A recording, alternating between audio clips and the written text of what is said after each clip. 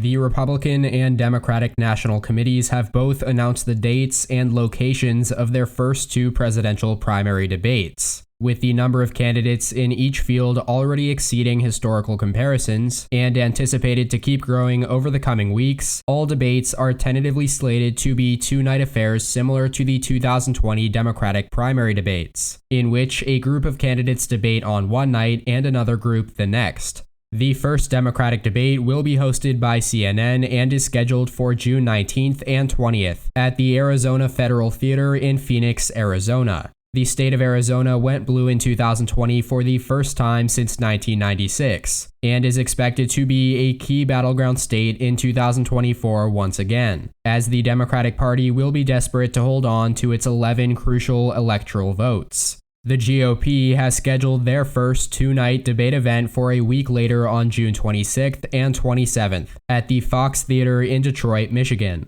The debate will be hosted by Fox News. Former President Donald Trump carried the state's 16 electoral votes in 2016, but narrowly lost to President Joe Biden in 2020. The Rust Belt is expected to be at the core of the Republican Party's chances at reaching 270 electoral votes in 2024, and therefore Michigan figures to be a state that they will heavily target this cycle. The second Democratic debate, hosted by NBC News, is scheduled to take place less than a month later on July 17th and 18th in Atlanta, Georgia. The state of Georgia, and specifically the Atlanta metro area, brought great joy to the Democratic Party in 2020 with a shocking presidential flip and even more stunning Senate runoff victories to give Democrats control of the United States Congress. Similarly to Arizona, the Democratic Party will face another tough challenge in trying to hold on to Georgia's 16 electoral votes, which hadn't gone blue since 1992 before Joe Biden's victory in 2020. Finally, the second Republican primary debate is once again set for a week later on July 24th and 25th, and is set to be hosted by ABC News at the National Constitution Center in Philadelphia, Pennsylvania. Another Rust Belt state that Trump carried in 2016 but lost in 2020, Pennsylvania's 20 electoral votes are integral to any successful presidential election campaign. As always, on debate stages like these, we anticipate another night of fireworks, to say the least.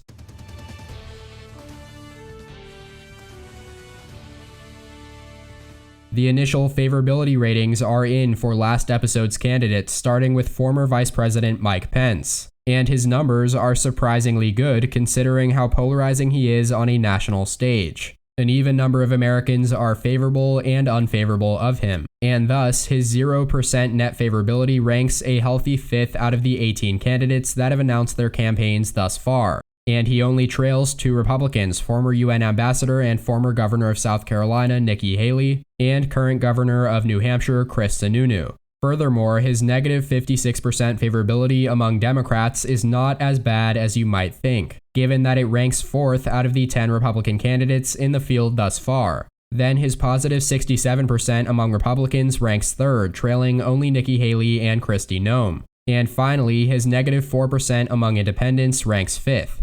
Our second candidate is Tulsi Gabbard, who launched an exploratory committee to potentially run as an independent. And this appears to have been met with heavily positive reception, as she ranks 1st out of the 18 candidates in net favorability, with 54% of Americans holding a favorable opinion of her, compared to just 30% with a negative one. Surprisingly, her worst approvals are among her former party, the same party that she was a vice chair of just about 5 years ago. As things stand, she has a net negative 16% favorability rating among Democrats, compared to a positive 45% among Republicans, despite the fact that she holds mostly left-leaning policy stances. Lastly, she has a positive 49% rating among independents, which is over twice that of the second highest rating for a candidate in the entire field so far, Pete Buttigieg with 24%. Nonetheless, our third candidate is Governor of California Gavin Newsom, who ranks a very poor 16th out of the 18 candidates that have launched presidential bids up to this point.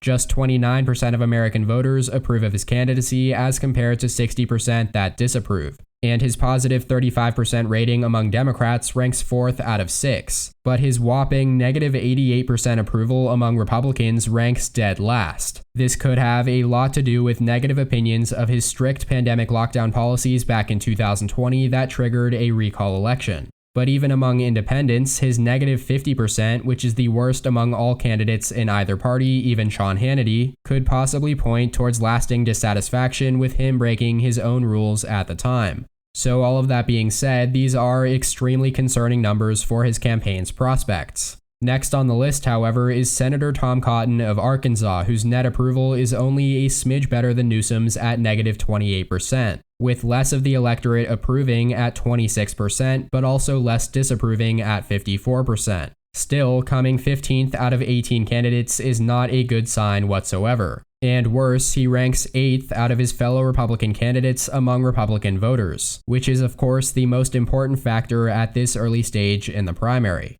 And if that was not already bad enough, his negative 42% among independents ranks dead last among Republicans, and the only candidate on either side that ranks lower is Gavin Newsom. Anyways, our final candidate is Rand Paul, the notorious senator from Kentucky who also ran for the Republican nomination back in 2016. His negative 12% favorability puts him in the lower half of candidates, but it could be a lot worse. 37% of the electorate currently approves of his candidacy as compared to 49% that do not. He ranks second to last among Democrats, but he comes 5th and 4th among Republicans and independents respectively. So all of that puts him squarely in the middle of the pack within the Republican Party. And the question will be whether or not he can be one of the few candidates that breaks from the midfield and rises to the top.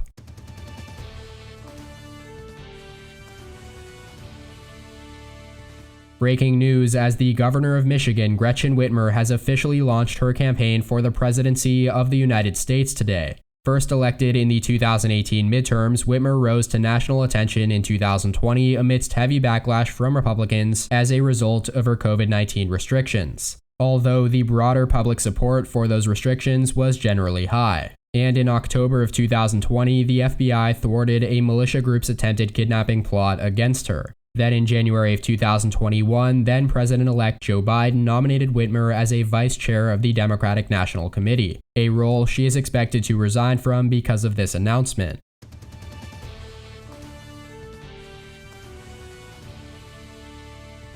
It was only a matter of time, but Missouri Senator Josh Hawley has officially entered the race for the Republican nomination for president in 2024. He had been laying the groundwork for this announcement ever since his rejection of the certification of the Electoral College results in 2020. Hawley first rose to prominence for his criticisms of big tech and his condemnation of the Chinese government. And throughout his first term in the United States Senate, Hawley has been described as a nationalist and a populist who remained loyal to Trump post-presidency. The 43-year-old will be one of the youngest faces in the field, and is likely to take a place in the top group of candidates that have announced thus far.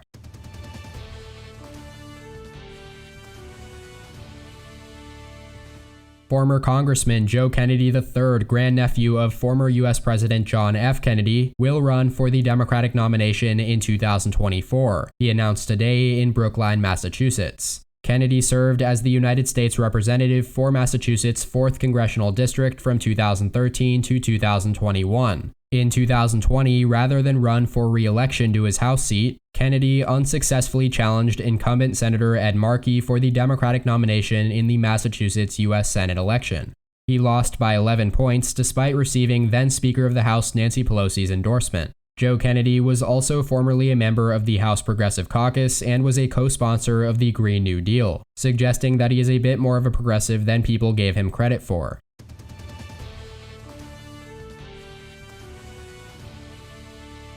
Texas Congressman Dan Crenshaw has joined the growing list of Republicans running for the nomination in 2024. He has served as the United States Representative for Texas's 2nd Congressional District since 2019. Crenshaw was commissioned in the United States Navy and served on SEAL Team 3 in the war in Afghanistan, reaching the rank of lieutenant commander. However, he was wounded in action during his 3rd deployment, losing his right eye to an improvised explosive device. Initially seen as a moderate Republican, Crenshaw evolved into a staunch defender of former President Donald Trump during his presidency, voting against both articles of impeachment and supporting his response to the COVID-19 pandemic. That being said, he deemed efforts to fight the Electoral College vote certification unconstitutional, and voted against the objections to the electoral vote both in Arizona and Pennsylvania. Additionally, despite voting against impeachment, Crenshaw defended House Republican Chair Liz Cheney's vote to impeach, saying she has a hell of a lot more backbone than most.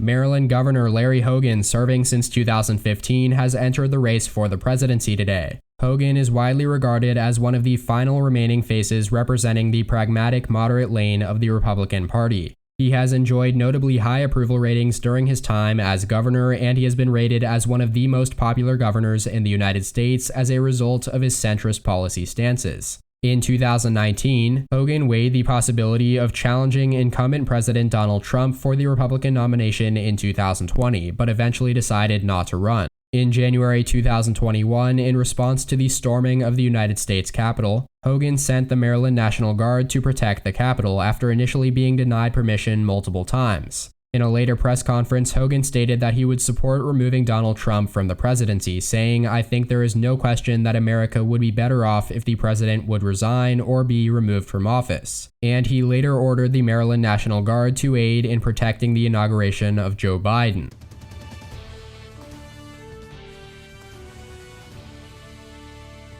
The recently elected mayor of New York, Andrew Yang, has stated his intention to run for the presidency of the United States for a second time. Yang's 2020 campaign largely focused on responding to the rapid development of automation, which he argued is increasingly leading to workforce challenges and economic instability in the United States. His signature policy was the Freedom Dividend, a universal basic income (UBI) of $1,000 a month to every American adult as a response to job displacement by automation, one of the primary factors that he claims led to Donald Trump's election in 2016. News outlets often described Yang as the most surprising candidate of the 2020 election cycle, going from a relative unknown to a major competitor in the race. Yang qualified for and participated in 7 of the first 8 Democratic debates, and has been credited with elevating discussions on UBI and automation, as well as for engaging Asian Americans in presidential politics.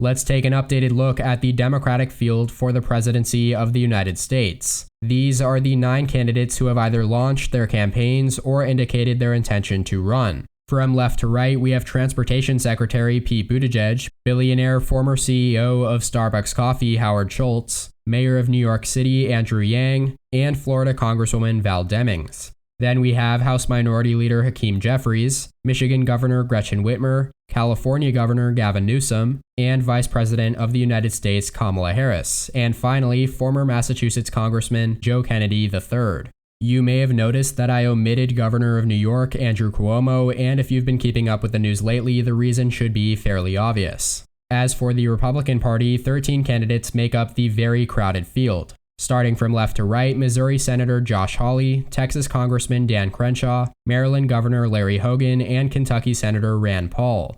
Then we have Fox News TV host Sean Hannity, New Hampshire Governor Chris Sununu, Texas Governor Greg Abbott, and lastly, former UN Ambassador and former Governor of South Carolina Nikki Haley. Then we have Speaker of the House Kevin McCarthy, Nebraska Senator Ben Sasse, South Dakota Governor Kristi Noem, and Arkansas Senator Tom Cotton. Then last but not least, former Vice President of the United States Mike Pence. And to cap all of this off, we have independent Tulsi Gabbard, who launched an exploratory committee. That is all for this episode of the 2024 primary series. I hope you all enjoyed. Please make sure to follow my personal Instagram and EP Official on all social medias shown on screen and linked in the description down below. Also, make sure to comment your thoughts and opinions in the comment section, and please hit the like button if you liked the video as well. Subscribe if you haven't already. Thank you all so much for watching. Check out more content from my channel here, and as always, tune in next time. EP out.